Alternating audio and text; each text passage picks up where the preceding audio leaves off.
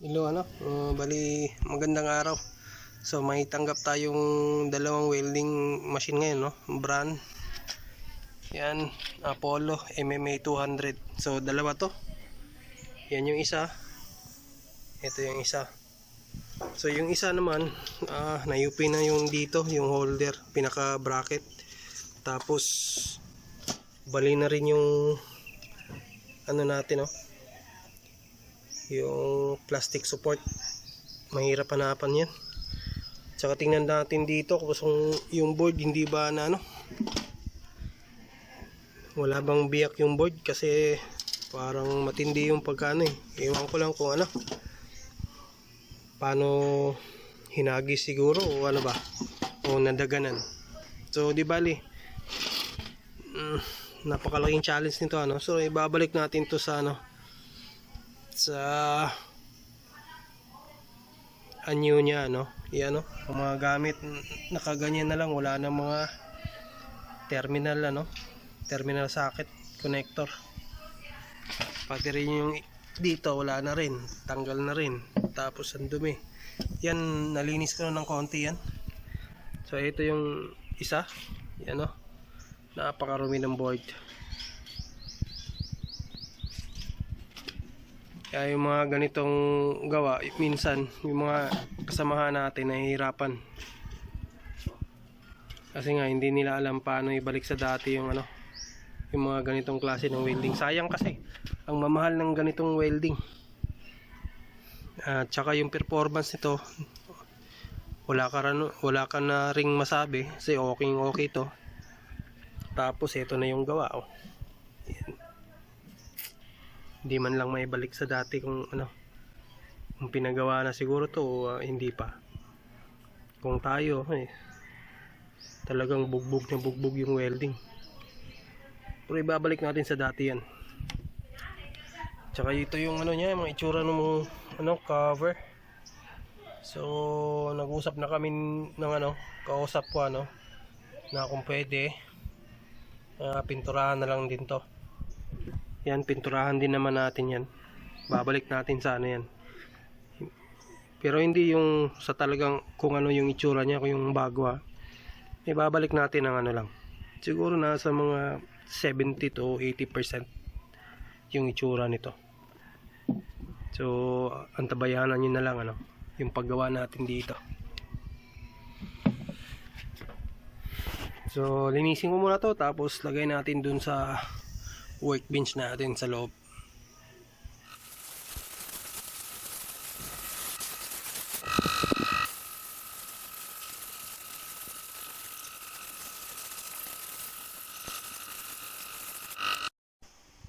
Bali andito na sa sa lamesa natin yung Apollo MMA 200. So at saka nagpalit na rin ako ng switch. So ito yung switch nya. So tapos ito yung pinalit natin, maganda yung tunog, lagitik na lagitik. Kaso nung pinandar ko to, ang pinaka problema ng welding na to, walang output tapos tinanggal ko yung fan kasi kulang na yung umaalog na masyado kulang na yung blades. Yan dito may blades pa, pero pagdating sa taas yan wala nang blades. So kaya nagbabibrate pagka umiikot yung fan. Tapos yung diode naman, wala namang problema sa diode. At buo naman yung diode natin. Yan may 0.143.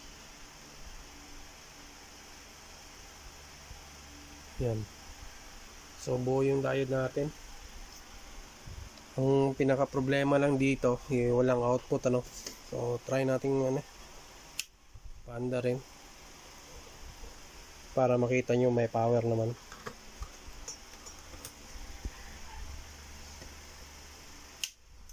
So ayan. Kaso walang umiilaw. Patayin mo natin yung ilaw. Yan umiilaw na yung board, kaso wala tayong output na makuha dito. Patayin ko na lang to.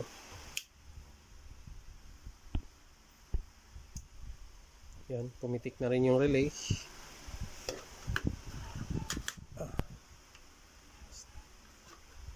Ang pagka kasi ako yung pinagkaiba ko lang sa sa technician na iba nating mga kasama kasi ako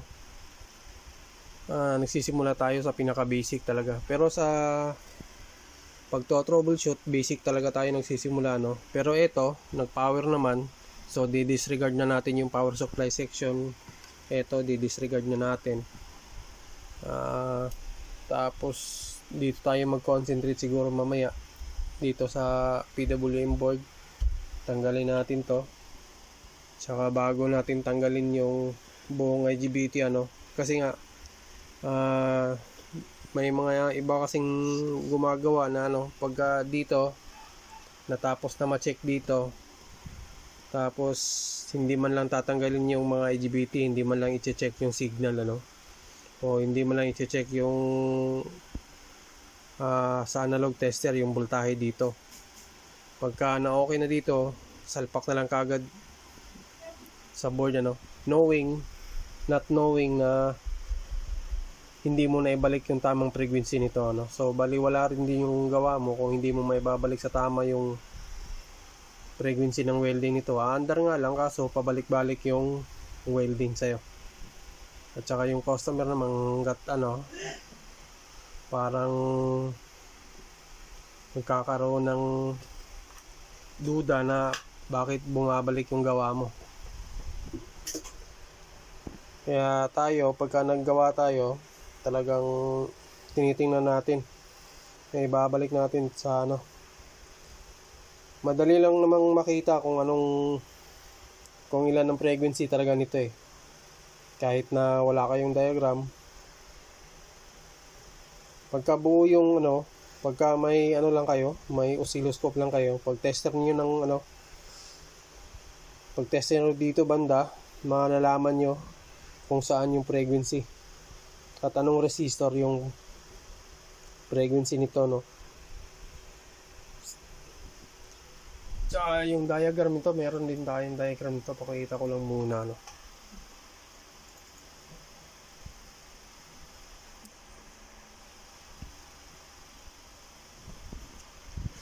Tsaka inaalala ko pa paano gumawa ulit ng connector dito, kasi wala na yung connector dito, sira na yung terminal natin dito. Lalagay tayo ng bago, tapos yung mga terminal gagawa pa tayo. So kaya sayang kasi yung ganitong welding pag hindi mo na ibalik sa tama o hindi mo, kunwari magja-jumper ka na lang ng wire dito, di kaya dito sa terminal nito, dito ka na lang magdudugtong ng wire ng welding cable okay naman, kaso nga lang hindi tatagal. Kasi nga katulad yun doon ganito ang nangyari, yan sunog na yung board. Buti na lang konti pa lang yung sunog na yan, kaya maagapan pa natin yan. So saan pa yung diagram nito? Si Apollo MMA 250 200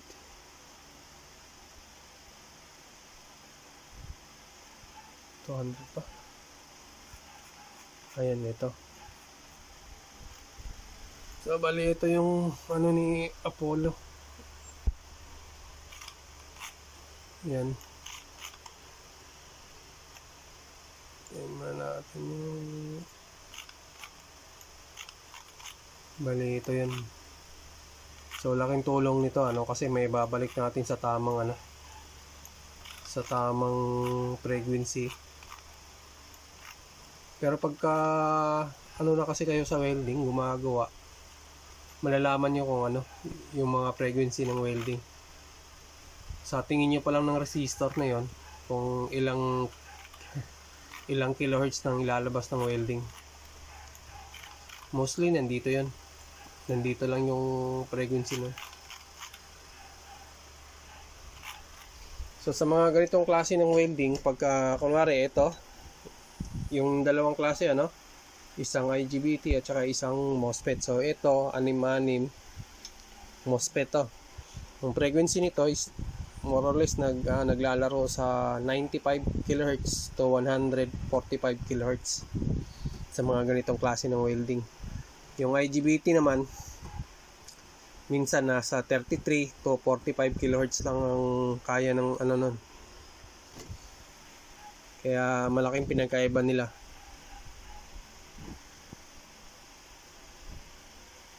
So tanggalin ko lang to tapos unahin natin tanggalin dito. Ito lang tanggalin natin. Ito at saka tanggalin din natin mamaya yung mga MOSFET para makita natin kung matester na rin natin kung anong naging may problema ba dyan o wala. Tsaka linisin pa rin natin to. Kaya yung gawa natin medyo quality yung mga gawa natin dito. Hindi tayo bara-bara nagre-repair. Hindi ako katulad ng iba na hindi man lang maglinis ng ng ginagawa nila Pero wala namang problema dun eh. Kaso nga lang pagka sa welding kasi pagka nagbi-build up yung mga alikabok madaling masira yung gawa mo. So wag na natin patagalin, pupus ko lang yung video tapos tatanggalin ko lang yung board, tapos dito tanggalin din natin to. Bali yan dito na yung board ni Apollo MMA200 So tanggalin lang natin si PWM para ma-check natin kung anong naging problema. Saka pagkatapos tanggalin na rin natin lahat ng IGBT para ma-check natin.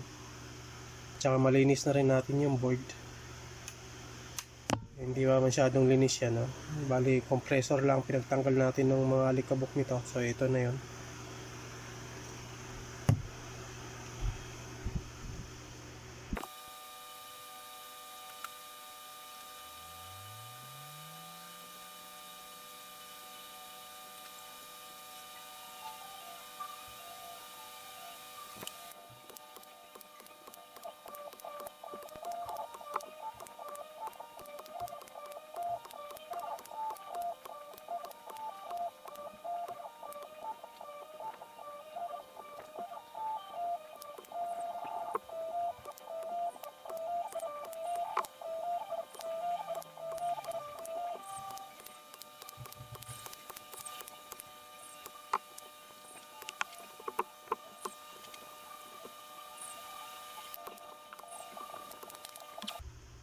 So bali ito natanggal na natin.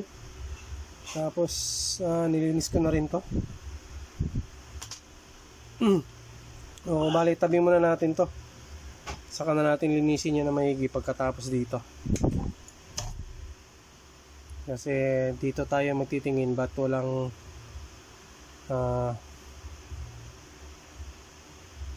ba tayo gumana ng welding machine So may power naman siya kaso nga lang walang output. So dito tayo magpo-focus. Saka na tayo babalik dito at saka i-check to kung may problema ba So para makasigurado tayo, ito muna ang PWM board na unahin natin.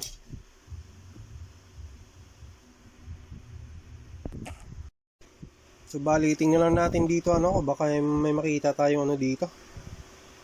Ba tayo maglabas ng signal tong PWM natin dito.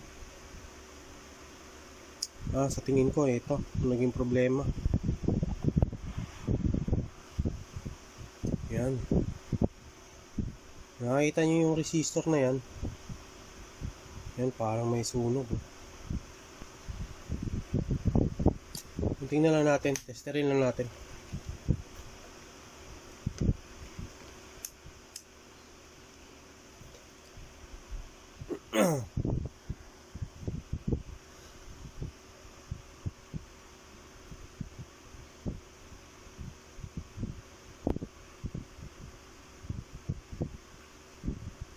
Meron naman 55.1.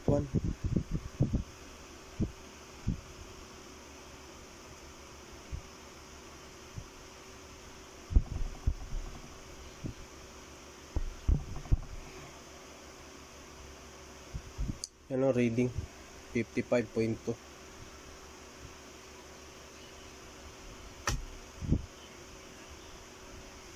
Pero palitan na rin natin yan kasi may bahid ng sunog eh.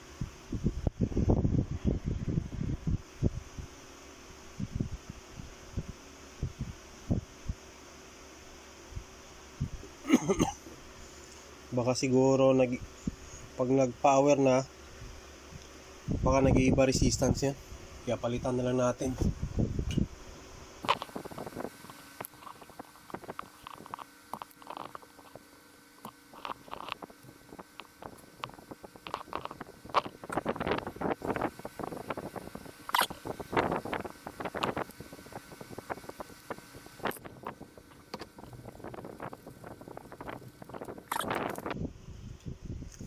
So, hanap na tayo ng pamalit.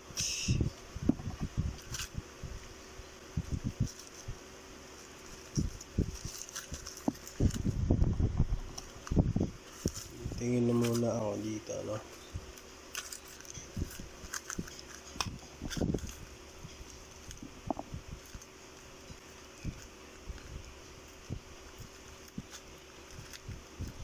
Meron na, wala. Ito.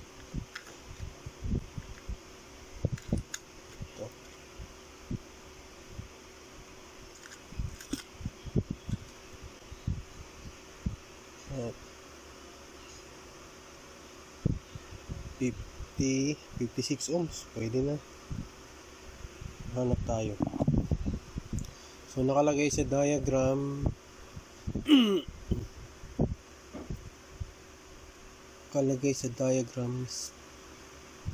bakit ano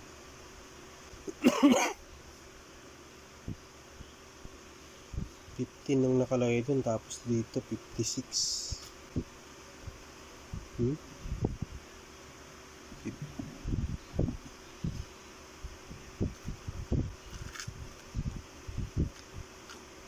Meron tayo. Ito.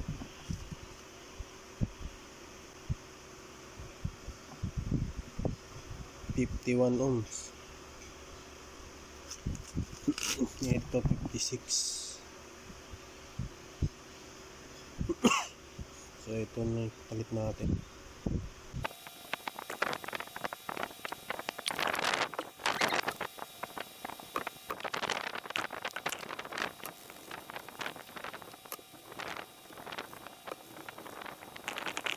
Ayan, testing tayo.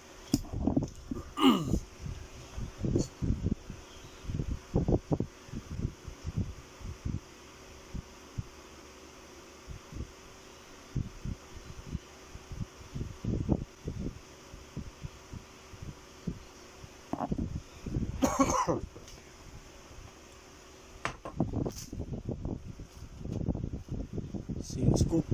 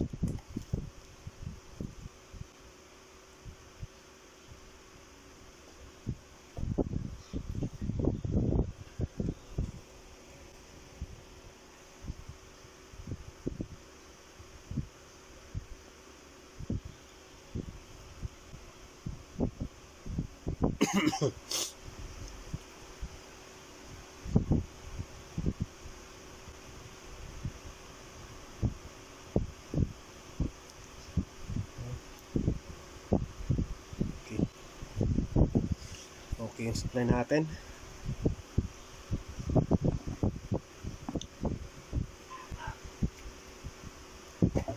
Tapos testing tayo ng PWM.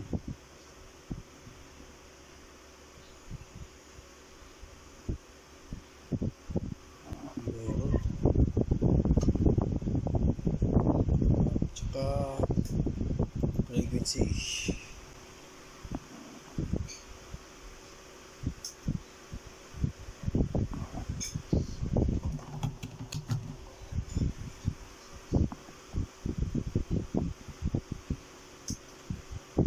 Yun. Meron tayo na 16, 105 kHz. Maganda. Yung signal natin. So, pakita ko lang yung ano.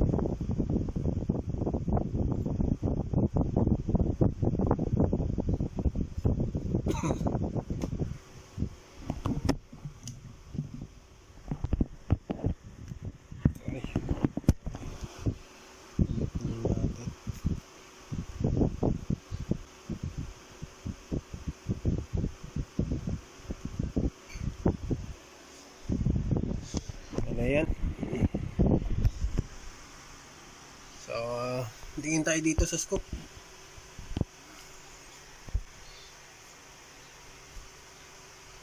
On ko na. So, ayan. So, may 16 point, ano tayo? 9. Tapos, maganda yung ano natin. Yan na yung signal natin. Tapos, natanggal.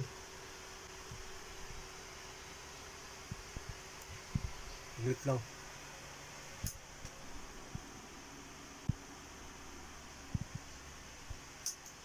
Yan. So, ano natin, reference natin 16.9, 102 to 105 kHz. Okay yung welding. So, yun lang ang naging problema siguro. Tapos, lipat tayo dito sa kabila. Saan ba yun? Ito ata yun.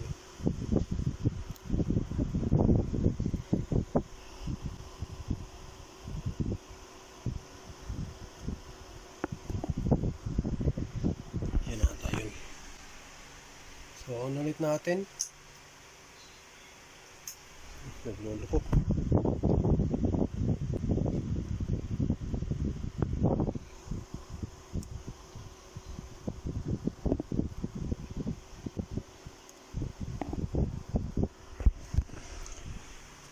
Ulit.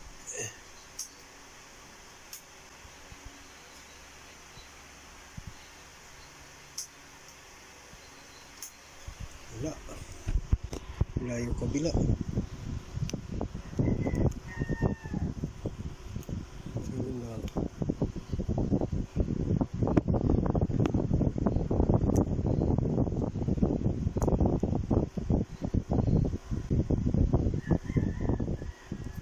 So, ganyan.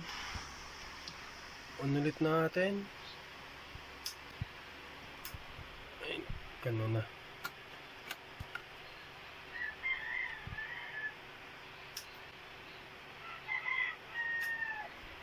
Wala yung kabila. Dito siguro, sa pangatlo. Ayan. On natin.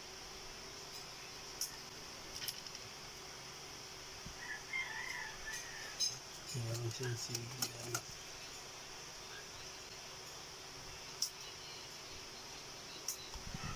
Wala, pangit.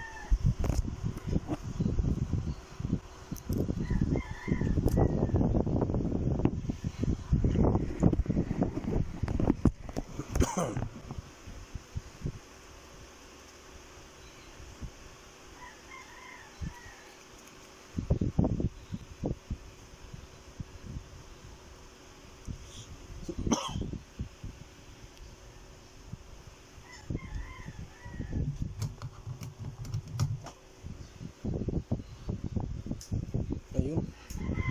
So, tumama din.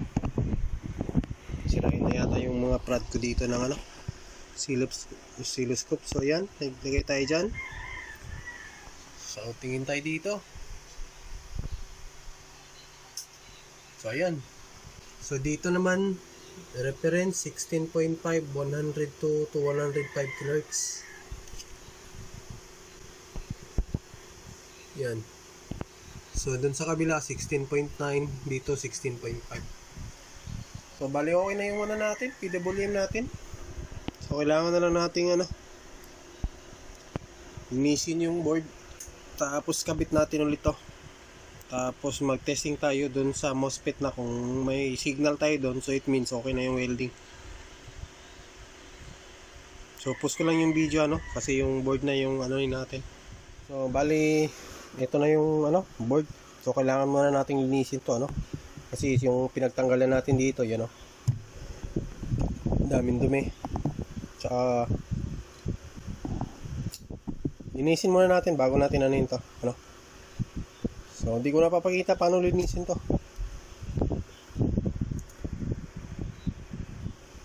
Lang saglit lang, konti lang, ganito lang ang paglinis yan yan. Wala natin dito.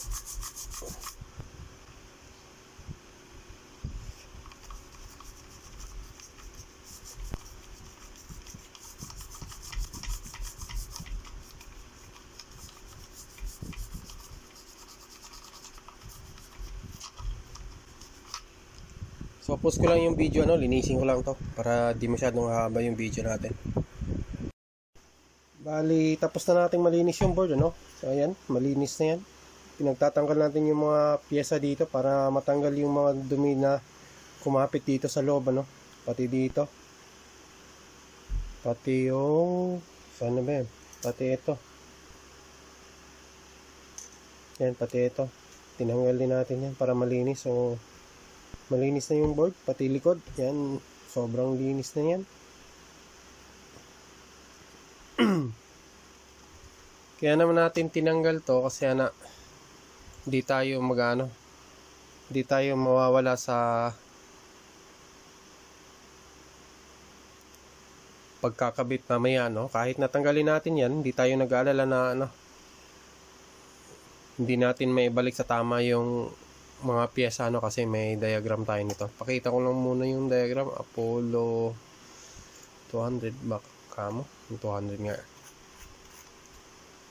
So ayan, so ulit dito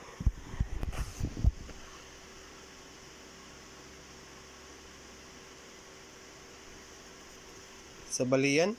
Tapos ito yung diagram natin, board view pala.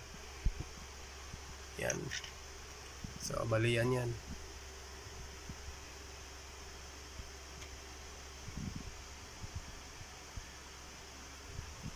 So, lahat ng pyesa niyan may babalik natin sa tamang lugar sa tulong nito.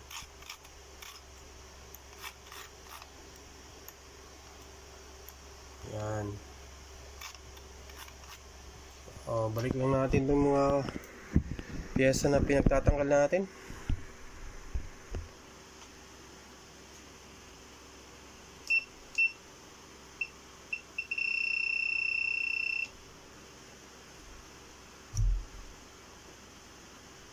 Unahin natin dito.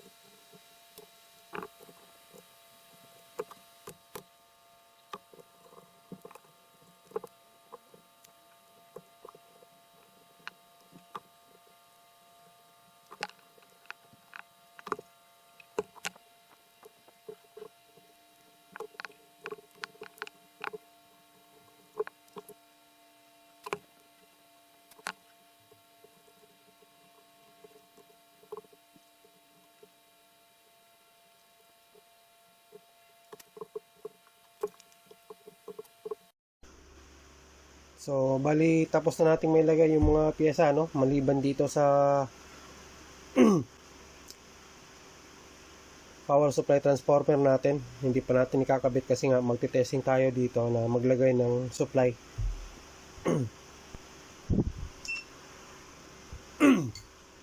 So, lagay tayo ng supply.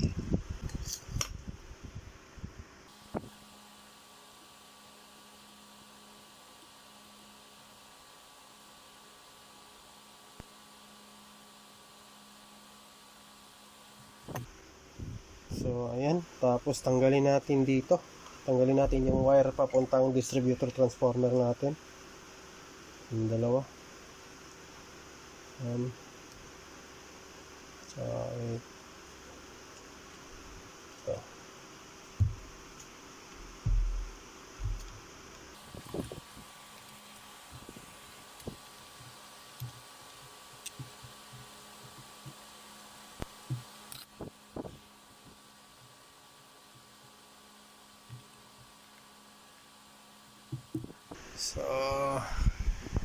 So pansinin niyo lang yung ano, yung frequency yung sa baba, yung ano, yung frequency, yung reference natin yung sa baba yung gumagalaw. So natin yung welding. So ayan. Ayan yung frequency natin. So sakto. Tandaan nyo, yung voltahe nasa 29.5, frequency nasa 102.6 kHz. So napakaganda ng ano, measurement natin na nakuha.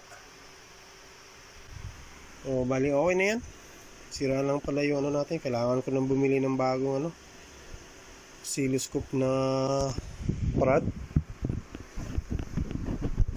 Mahal pa naman yun. Kailangan ko nang bumili ng isang ganito kasi sira yung yellow natin. So green lang muna gagamitin natin sa ngayon. So bali okay na to. Kailangan na lang nating buuin yung welding at tapos testing natin.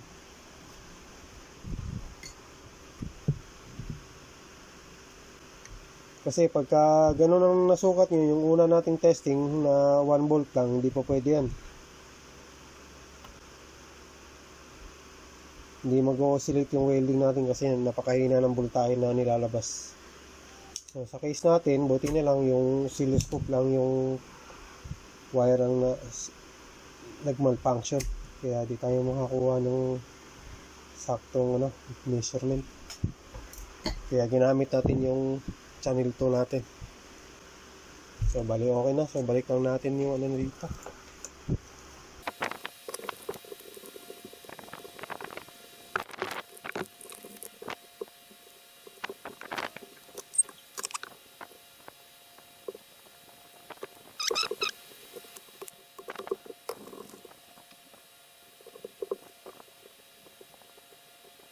So, bali, ayan, tapos na. Linis na lang. Tapos, kabit na natin to sa chassis.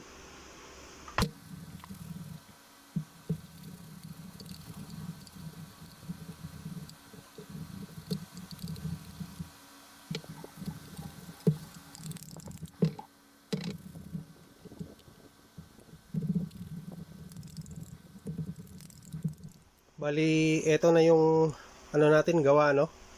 So, yung chassis, nakita nyo naman, pininturahan natin yan. Tapos dito yan, pininturahan din natin.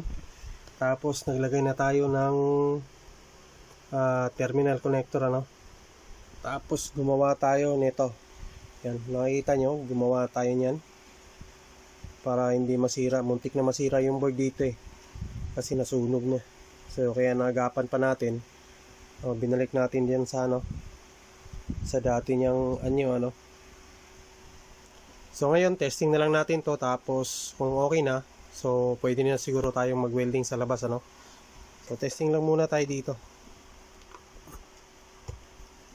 So on natin yung extension. Yan.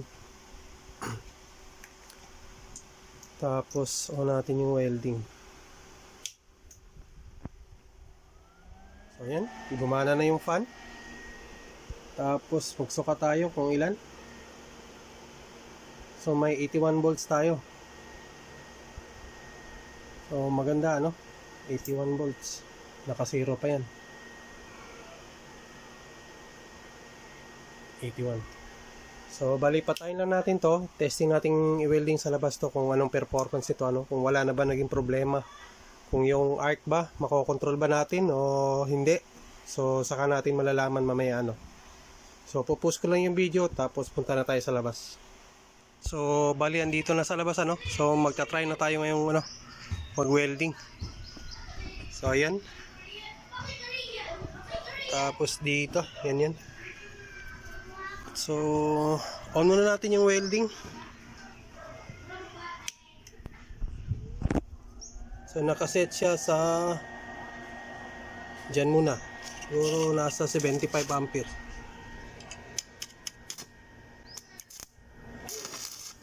So hinaan natin mga 50. Ayan, nandito yung ano. Nahinaan. Ayos. So sagad nating 200. Yan o, 200 na yan.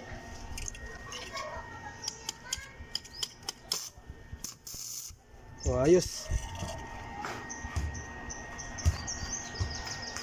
So testing natin dito lang. Diyan lang tayo. So welding natin to.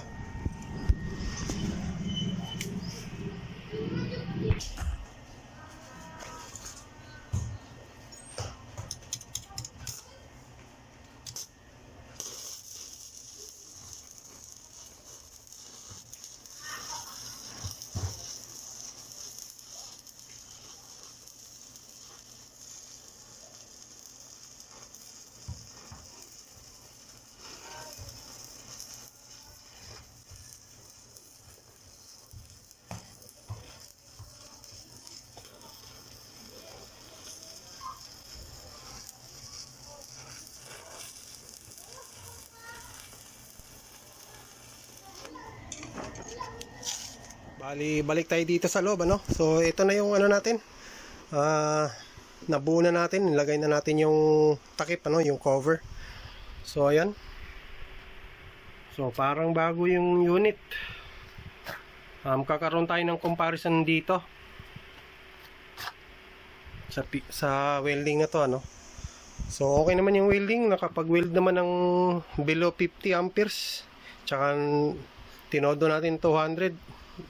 Nako-control naman, so okay naman yung ano, performance.